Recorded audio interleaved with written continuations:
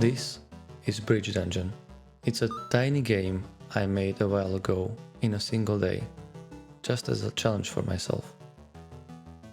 Hi, I'm Martin, and in this video I want to show you how this game works, how I made it, how it looks in the Godot engine.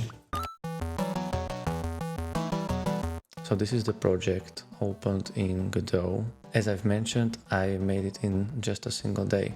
It doesn't even have a menu. It only has a single main scene. Now you can actually see the scene. The scene only has a UI, a camera, a background image for the bridge, the player, and a few spawners. Let's actually delete the spawners so I can show you the game bare bones. This is actually the bare bones version of the game. This is the UI.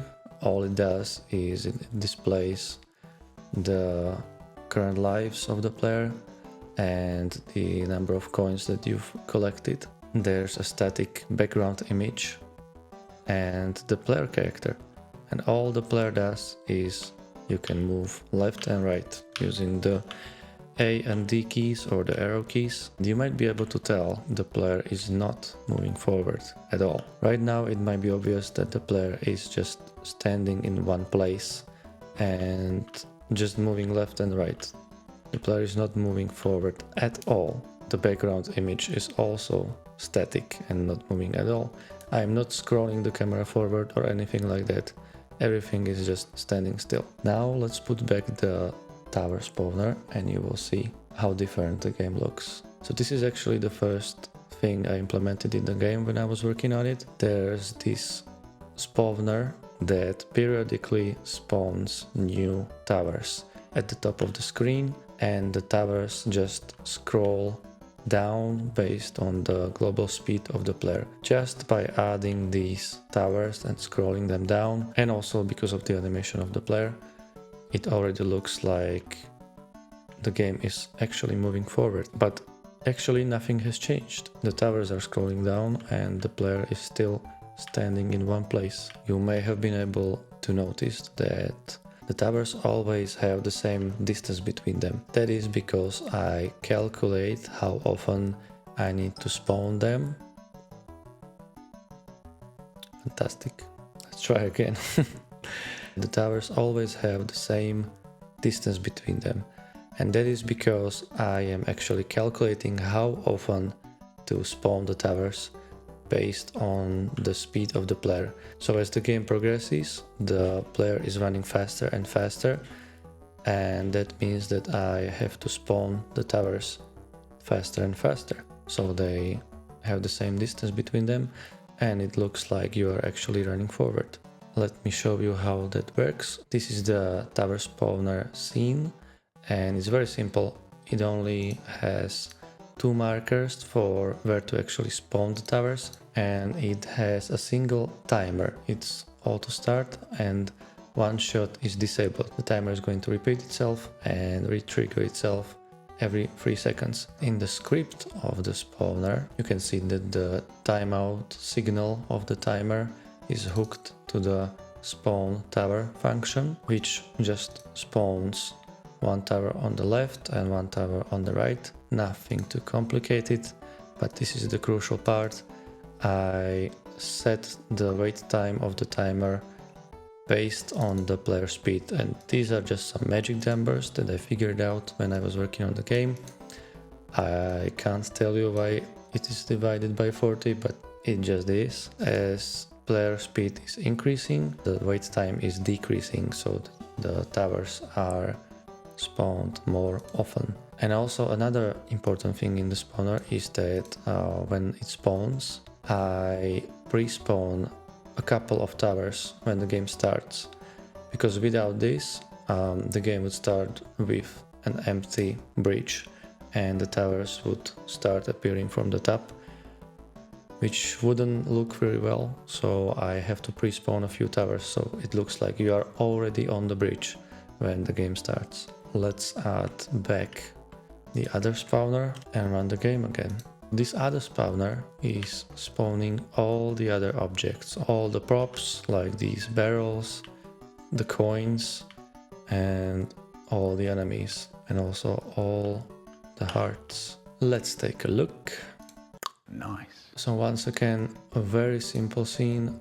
It just has a few timers that are hooked into this script. Each time a timer is triggered, see, it's set once again as auto start and not one shot, which means that it will repeat. Each time one of these timers is called, it calls the function in the script. Like for example, the imp timer, its timeout signal is hooked to the spawn imp function. This function just instantiates the imp scene, which is the imp object. It assigns a random X position to the imp, which means that the enemy will be spawned in a random position from left to right. It's added as a child to the spawner, and then I also randomize the wait time, so the enemies are not spawned in a regular interval but in a random range. You can see that the ranges of the timers are configured as variables, which I can configure right here, and they are also scaled by the player speed, which means that as the player is moving faster and faster, the enemies are spawned also faster and faster. Yeah, so basically that's the whole main scene or the main level of the game. There's nothing else to it. There's the UI, which I will not go into depth in this video because it's very simple. I just used the provided layout nodes to construct this top bar and position the hearts on the left side and the coins on the right side. And these objects are then hooked into signals from the global state. Let's now take a look at the single autoload in the game. By the way, in this video I'm assuming that you already know about Godot and how it works, at least a little bit. Autoloads in Godot are basically global nodes or global scripts that are automatically loaded by the engine, and they are always available in the game. You can access them by their name. So I have a single autoload in the game which holds the game state, and this is how the script looks. It has a variable for how fast the player is running. This is like the main variable of the game. Everything else is controlled by this variable. Then there's another variable for the player health. There's a variable for how much you've run, how many coins you've collected. I'm also using signals here. This is a great way to decouple the objects in the game. Especially when the game is this simple, I just have a few global signals. It's like a global event bus. For example, when the player is hit or collects a heart, then the player emits these signals on the global game state, and any other object in the game, any other part of the game can listen to these signals and know when the player has been hit or when the player just died. So this is when the player died signal is emitted. The main UI is listening to this signal, and when the signal is emitted, this end UI is shown. Then I basically just increase the distance run by the speed and the amount of time that has passed each frame, and I'm slowly increasing the speed of the player to make the game progressively harder the further you get. So that's the main global state of the game. If the game was any more complex or bigger, I wouldn't probably store everything about the game in one global state. So I think the other folders in the project are pretty much self-explanatory. I have a single font for the game, I have some music, a few sprites that are used in the game. Just very simple sprites because, well, I didn't have a lot of time and I'm not an artist. I make terrible sprites for my pixel art games. So these are just some very simple graphics for the game. There are a couple of sounds which I generated using a sound generator. This is the UI which I already talked about. So let's take a look at the objects in the game. So let's start with the player object. This is the player object. It is just a simple node 2D which has a sprite for the shadow, another sprite for the main image of the player. Then there's an animator which plays the animations, like this running animation, for example, for frame animation that is set to start playing as soon as the game starts using this button, and it's also set to loop using this button. These are the sound effects of steps and where the player is hit, and here is the collider. In this game I'm only using the area 2D colliders just to detect simple collisions between the player and the other objects in the game. I don't have any physics in the game, so I don't need character controller or anything like that. Just like the rest of the game, the script of the player is very simple. Basically all it does in the process function, it checks whether the player can actually control the player character. In that case, I just get the direction of the input. Here you can see that all I'm doing is changing the X position of the player object. I am not changing the Y position at all.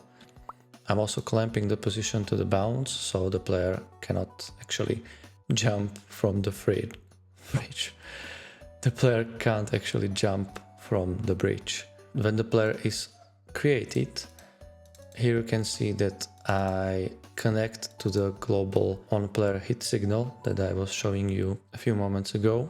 I'm connecting the signal to the on-player hit function, which is right here. Basically, it plays the hit sound effect and it starts the hit animation, which pauses the game for 1 second. This is how it looks. When the animation ends, I just unpause the game, and if the player has any health left, I resume the previous animation, which should be the running animation. Or if the player doesn't have any health left, I play the dead animation, which you could see at the end of the game. And then there's this function on collision, which is hooked to the area entered signal of the area 2D collider. And this is triggered when the player collides with anything, any other object, be it an enemy or a barrel or a coin. In the function, I just check in which group the other object is. If the other object is in the hit group, which are basically all the enemies and the barrel, I call the take player health function on the global state. If the other object is a coin, I call the add coin function on the global state object, and you get the idea.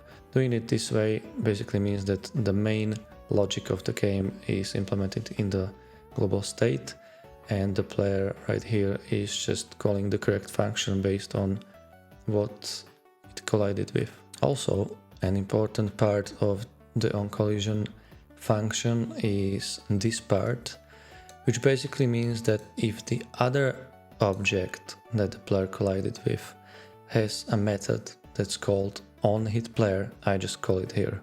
As an example, here is the coin object. It's very similar to the player object. It's a node 2D, it has a few sprites, sound effects, and a collider. This is the script of the coin. As you can see, it's terribly simple. When the player collects a coin or collides with a coin, the player calls this function on the coin object, which just deletes it and plays a sound effect. Very similar to the heart object, it's basically the same idea as the coin, and the script is basically the same.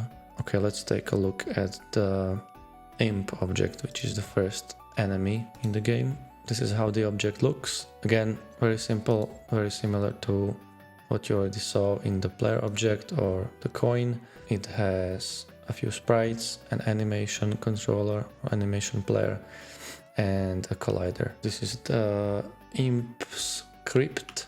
All it does is that when the imp object is created, I play its running animation and set it to a random position in the animation, so not all the enemies are playing the same animation at the same time.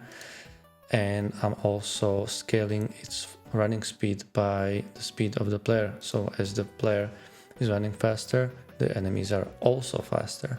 And this is the on-hit player function, which I mentioned that the player calls when it collides with anything. And in this function I play the attack animation of the enemy, and I also delete its collider, which means that it will no longer collide with the player. I made a simple video about this in the past. This is how I achieve one-time collisions in the game. The imp object inherits from the imp object, and this is basically just a slightly tougher and faster enemy in the game. It functions the same as the imp object. It even has the same script.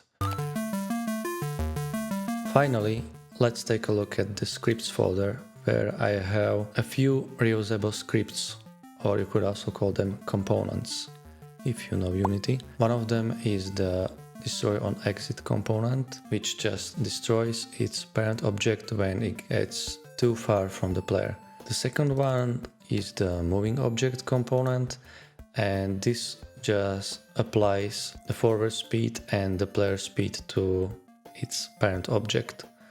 These two components are basically used in all objects in the game that are either stationary on the bridge or they are moving forward, like the enemies or the barrels or the towers. This is the tower object. It has a sprite and both of these components.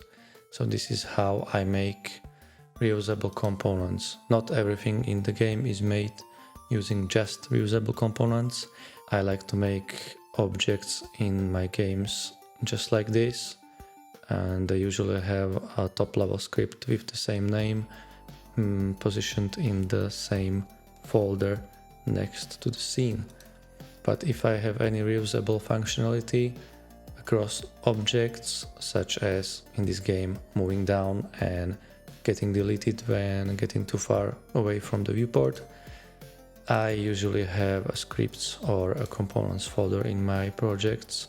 This is how I use it.